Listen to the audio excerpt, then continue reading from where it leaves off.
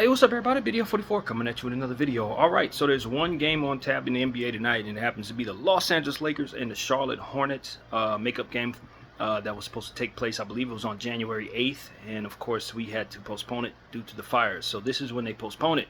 Had the Lakers and the Hornets come back before everybody else does. Hooray. And we got a game tomorrow, everybody. Yeah, Portland. But we'll focus on Charlotte. I think the big news is obviously you want to know what's going on with Mark Williams, since the trade was rescinded, and we thought we would get Mark Williams, but we're not getting Mark Williams, and he is going to return tonight for the Charlotte Hornets to try to make us pay for failing his test, or however that went. And so, yeah, we're going to have to deal with that. Also, LeBron James, it's been said by Shams that the Lakers may rest LeBron these two games. So he's a game-time decision. We're not really sure if they're going to do that, but they may. So that's one thing. Also, the Hornets have a lot of people on the injury report here. LaMelo Ball's a game-time decision. Hopefully he don't go, although I think he probably will. Trey Mann is out for the season. I didn't know that until right now. Brandon Miller is also out for the season. Grant Williams out for the season. And Josh Okogie will not play tonight, which I think is a good thing because he really played well in the last one against us. Of course, Maxi Kleber is out, and LeBron game-time decision. Everybody else is expected to go. So that's really good. I'm not used to seeing that few players on the injury report, but given the fact that Wood was waived and Vando is back, we kind of don't see some of those names we've been seeing all season on the injury report. So, yeah, your Lakers are going to be wearing yellow tonight to start the conversation off that way, and the Hornets will be wearing their white home uniforms on your floor, which I still don't understand why the hell they do that. But it is what it is. Lakers have won 4 out of the last 5 games. Hornets have lost 4 out of the last 5 games. And I did watch highlights on the Hornets 2 nights ago, and they've been getting mollywopped. With the trade being rescinded, really did throw them off. They have since brought in Yusuf Nurkic from the Suns in a trade that sent Cody Martin to Phoenix. And maybe some other stuff too. I don't remember. I think it was Cody Martin and the European point guard dude that they had on the Hornets. I can't think of his name right now, but he was also sent out to the Phoenix Suns. So yeah, they've been doing a lot of deals with the Phoenix Suns. If you notice, they also had Nick Richards sent out as well over there. So that's what's been going on. A lot of the highlights that we saw were done before the Nurkic trade, but it is what it is.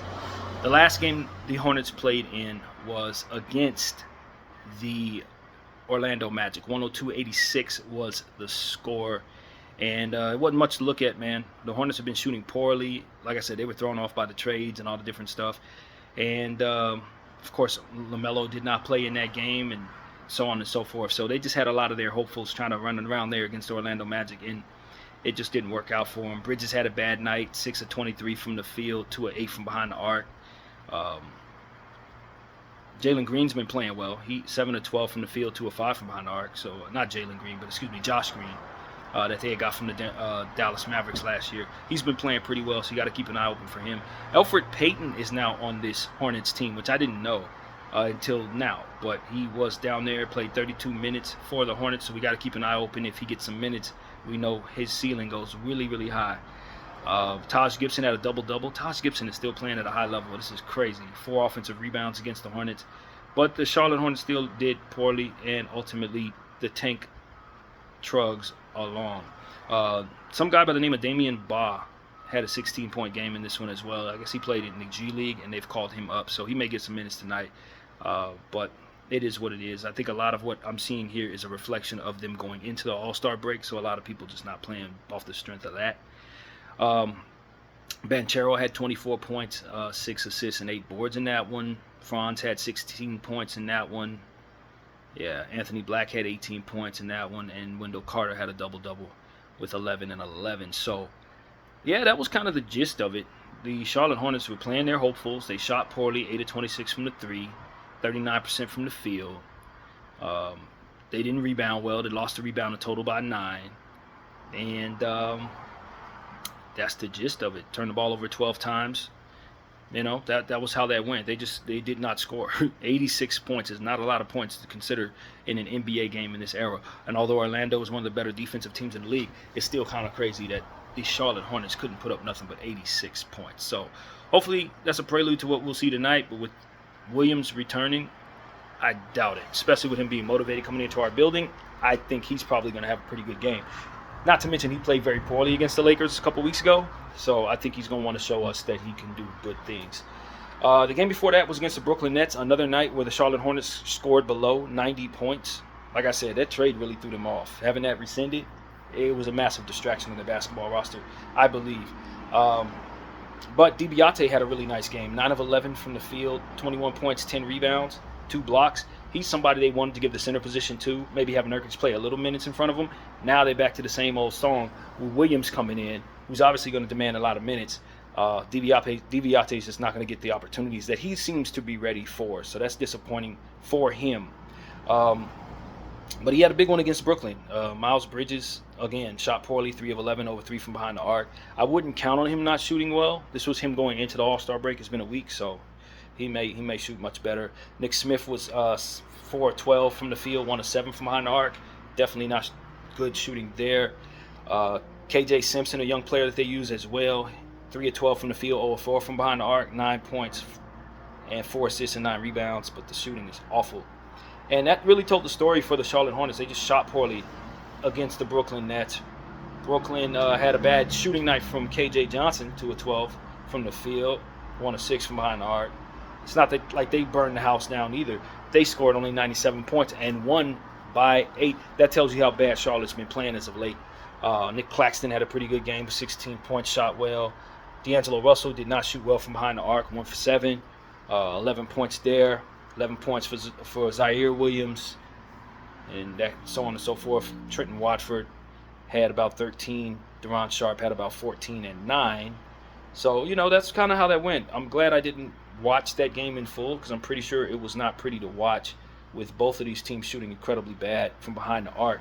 10 of 42 for 23% for Brooklyn and 9 of 28. No, that's wrong. 6 of 31 for 19% for the Charlotte Hornets. So the Charlotte Hornets are just shooting awfully poor, and that All-Star break couldn't have come at a better time for them. They also shot poorly from the free throw line, 19 of 28 for 67% there. So not good stuff. 18 turnovers for the Hornets. They just been playing bad, man. Since that trade was rescinded, they've been playing bad. Before that, they lost a game to the Detroit Pistons. And the Detroit Pistons beat them 112-102.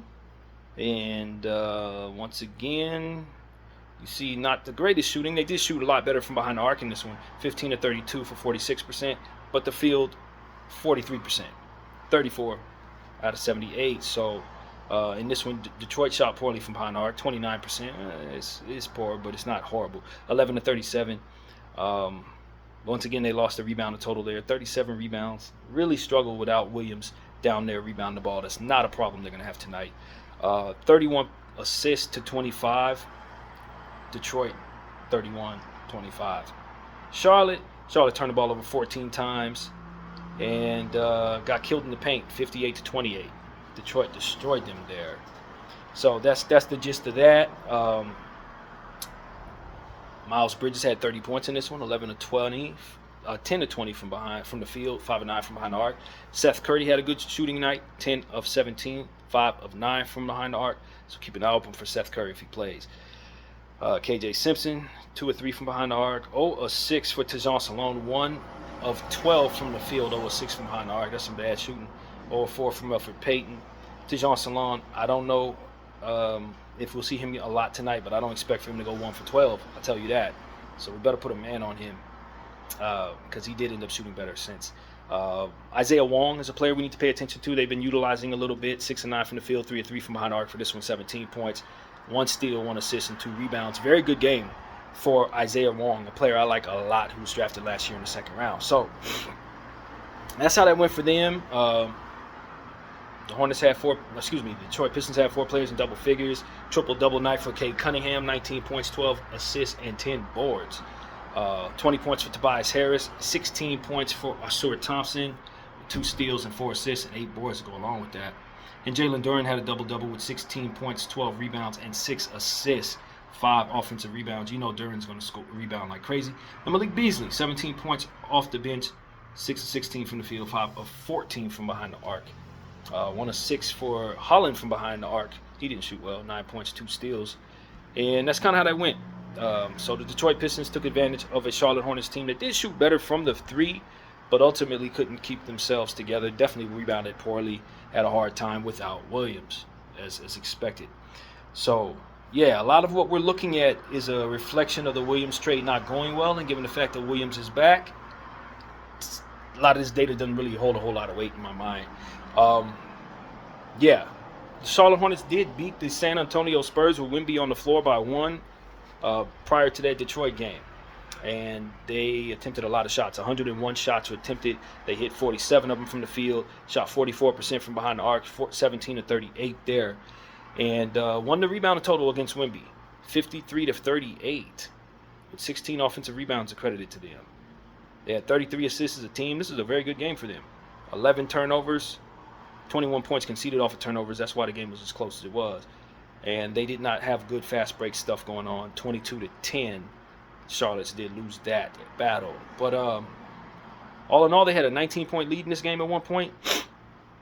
They really took it to Wemby, man. They took it to him. But they still, they barely squeezed out the victory. He did come back. They had a double-double there with Wemby, 16 and 11. 5 blocks, of course. He's going to block the shots consistently. We know that. De'Aaron Fox had 22 points, 6 assists, 4 steals for D. Fox. 33 points for Stephon Castle. Wow, it's a really good Stephon Castle game, man. 10 of 15 from the field, 3 of 5 from behind the arc, 10 of 11 from the free throw line, 33 points for the young rookie. That had to be a career high for the young fella. Jeremy Sohan had a double-double, 11 points, 12 rebounds, 5 of them offensive rebounds, 15 for Devin Vassell. That sort of thing is what San Antonio did in the losing effort. In the winning effort, LaMelo Ball, 24 points, 10 assists, 4 boards, 25 points for Mikal Bridges, 15 rebounds for DiBiase, 7 of them offensive rebounds. That's a guy. Nick Smith had 19 points. Good Nick Smith night, 8 of 13 from the field. And Seth Curry shot very well from behind the arc, 4 of 6 from behind the arc for 12 points. KJ Simpson had 12 points. Tejan Salone had about 8, 5 rebounds there. Keep an eye open for Tejan Salone once again. He can rebound the ball some. He's a big body dude who does stretch the floor. So he's like a poor man's Rui at this point. Probably going to develop to be a little better than Rui. So I would keep an eye open for him. I just think that he could have his number called tonight a little bit. And they didn't have Williams out there, but they did rebound the ball very well, and a lot of that had to do with DiBiase just having a monster night on the boards. So that's really what it was. A very close game. They almost gave it up. Gave back a 19-point lead, but did end up squeezing out a victory against Wemby and Fox. And the other game that we watched highlights on before the San Antonio game was a game against the Milwaukee Bucks where they did not get the victory, 112 to 102. Let's see. I think, Giannis did not play in this one. But they did have to deal with Dame. Dame walked away with 29 points and 12 assists, 2 steals on 3 of 9 shooting from the 3, 9 of 18 from the field.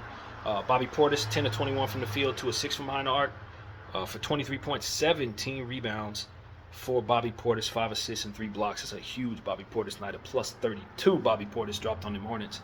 Gary Trent had 13 off the bench. Brook Lopez had 14 in the starting role. He shot a lot of threes, made him 4 of 7 from behind the arc, and that's kind of how that went for the opponent of the Charlotte Hornets. The Charlotte Hornets had Nick Smith go off, 23 points on 9 of 15 shooting, 4 of 8 from behind the arc. Very nice Nick Smith shooting night. KJ Simpson shot better in this one, 6 of 12 from the field, 3 of 6 from behind the arc, 15 points, 3 assists there. DiBiase had a double-double, 10 points, 13 boards, 2 assists, 3 offensive rebounds for DiBiase in this one. Tejan Salone, 3 of 8 from the field, 1 of 4 behind the arc for 10 points, 4 boards. Daquan Jeffries was a plus 23 off the bench with 9 points, 2 assists, 6 rebounds. And that's kind of the highlight there. 5 players in double figures in a losing effort for the Hornets. Just couldn't stave off Dame having a big monster night and Bobby Portis going absolutely nuts. So that's really what I see here for the Charlotte Hornets.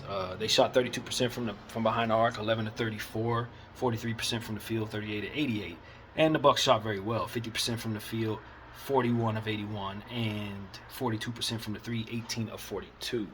The Bucks hit their free throws, 12 of 13. That really helps. They run the rebound. The total Bucks did 44 to 41, and the turnovers were not bad. 11 for the Bucks, 8 for the Hornets in this game. So there wasn't many turnovers accredited there, and the Bucks did lose in the points in the paint battle, 42 to 30. Did the Hornets win there? So this was a situation where the Hornets couldn't get the victory because they just ran into 2 players that just outclassed everybody they had. And of course, again, no Williams. Williams being away from the team has really thrown them off. When he's out there playing well, they tend to be a winning basketball club, as we saw earlier in the season when he was going on that stretch in January. But at this point, they're back to their losing ways, and I'm pretty sure that's where they'd like to stay so they can tank and hopefully have a chance at getting a high pick, maybe Cooper Flagg if he doesn't stay in college, which is rumored these days. So that's kind of what's been going on with the Charlotte Hornets. Of course, the Lakers are coming off of 2 games against the Utah Jazz since the Luka Doncic trade. The first game we looked great against the Jazz. The second game we looked terrible against the Jazz. That's kind of how it went. We removed our defensive players from that second game, and it showed. We definitely did not look great there in Utah. 131-119 was the last time you saw the Lakers, and they did not do well. In fact, the only player we said actually did well was Bronny James for the most part. He was the only one who really looked good out there. Very disturbing stuff when you consider it, although very encouraging for the young fella. But we didn't have a good game, man. Luka was bad. Bron, I think, if I'm not mistaken, we can look at the stats here. He didn't play his greatest game, or he didn't play at all. I don't remember how that went. Yeah, he didn't play his greatest game. 6 of 13. Shot well from behind the arc, though. 18 points, 7 assists.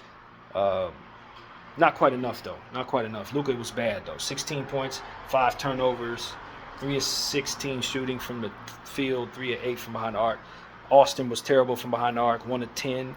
That's how that went. 15 points, 11 assists. It's Austin shooting us out of it. And like I said, we just didn't have our defensive players. So when you don't have Dorian Finney-Smith or Gabe Vincent, it's going to be hard to get stops out there. And that's kind of what we ran into. Rui had a good shooting night, 8 of 15 from the field, 3 of 5 from behind the arc. So we liked that. But aside from that, it was just basically him and Bronny that really shined. That was about it. And even he was a minus 16 out there with the 19 points provided. So, yeah, man, Dalton Connect had 10 points in that game. Hopefully, he's, with him having a good all-star break and being able to showcase himself on a big stage, going up against these Charlotte Hornets, he should show them why they should want him, you know what I mean? And I think just like I'd expect Williams to try to show out tonight, I'd imagine Dalton Connect's going to have a strong interest in playing well tonight. So, yeah, this is a big game. Even it's a makeup game, but it couldn't come at a more opportune time for the narrative surrounding the team. If this game would have been played back in January, it wouldn't have been no Williams stuff to see. But in this one, it's his first game back after basically refusing to come back to the Hornets after trading them away. And of course, naturally, he'd be playing against the Los Angeles Lakers. You can't write this stuff. So yeah, we will have to deal with Mark Williams, who I think on his best night could go for 40 points, 20 boards, like literally. No exaggeration. We were on our way to picking up a very good center at 23 years of age, but he didn't pass his health test or whatever they call those, and we sent him back to Charlotte. And I hope it wasn't a mistake. If he goes on to have a really good career, it could potentially be a big mistake for the Los Angeles Lakers, especially since we're running centers out there that we're really not sure about. Alex Len didn't play well when we saw him, albeit in his first performance with the Lakers. It was still a very bad one for the standards we were hoping for. Jackson Hayes has been playing better, but how much you expect from him? We still haven't found a way to get Koloko onto a real contract, so we're going to be limited, and we can't use him in the playoffs. And same thing goes with Jemison, who's played well in limited minutes, but we're not really sure if we can rely on him either. So, it's going to be tough trying to figure out what the Lakers are going to do with the center position. And this game, fresh off the All-Star break, is going to remind us of what it is that ultimately we sent away. So, whatever they found in that doctor's report, I sure hope it is what they say it is. Because if it's not, boy, did we mess up by getting cold feet in this trade opportunity, in my opinion. As a 23-year-old center who's capable of a double-double with the longest standing reach in the league. I don't know, man. I don't know. I would like this player on my team. I think he would like to be here. I also appreciate having Dalton connect, but this is going to be something that potentially could hurt both teams in the long run. So that's just my point of view. It could be wrong, but hopefully the Lakers come out here and get a win. You know, this is the softer part of the schedule. Even though it's a back-to-back, we see a team like Charlotte who's looking to tank. We see a team like Portland who's looking to tank. Portland has been playing better as of late, so hopefully we can squeeze out 2 victories despite that. But at the end of the day, what I was going to say was Portland had been playing better as of late, but have dropped 3 straight. I think they understand that some of those wins they took on kind of hurting their tanking efforts, and they still are a tanking ball club. So the likelihood that they may want to lose tomorrow could potentially be pretty good for us. But then again, say the same thing about Utah. Didn't work out that way in that second basketball game. So we need to play hard against everybody. And we were well rested as a team, obviously. LeBron didn't play in the All-Star game. Luka didn't play in the All-Star game. I think our guys should be ready. They had a good practice yesterday from what I saw. So, you know, assuming we're able to go out there, I think the Lakers should put the ball in Luka's hands and let him do what he does.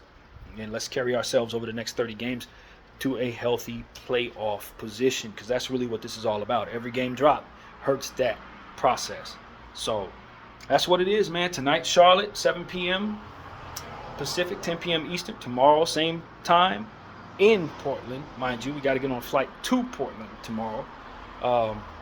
And then, you know, we'll have to see Denver after that. So it's going to get harder after these next 2 games. We have to win these 2 games here. It's going to really determine a lot of what happens in our seeding if we take care of the ones we're supposed to take care of. Lord knows we've dropped a few of those. Philly, Utah, Dallas without stars. In Detroit, 2 games. You know, we've lost some games we had no business losing. We need to make sure we capture these 2 here against these 2 tanking ball clubs. So that's really what it comes down to. The Charlotte Hornets are to be respected. But based on what it is that we understand about them, they're just not that great of a basketball team. And although they're going to have a spirited Mark Williams coming in, and we are obviously running some centers against him that are not all that great, I still truly believe that the Los Angeles Lakers should have every reason to feel confident going into this basketball game. So, plan a rescheduled game from January 9th. I think I said January 8th. That game was actually scheduled for the 9th of January, and of course the Fires pushed that game back to where we are right now. So, let's get it, man. We got work to do, Lakers. This is not time to play. It's going to be a tough Western Conference. We're in 5th place. We have an opportunity to climb. If we string together some wins here, and the schedule is going to get significantly tougher from here. So that's really what it is. Take care of these 2 and get ready for the toughness of the schedule, which is imminent. So that's pretty much what I got to say, man. We'll be ready at 7 o'clock. And, of course, I have something for you at halftime and at the end of this basketball game. But for now, my name is BDF44. I thank you all for watching, and I'm out.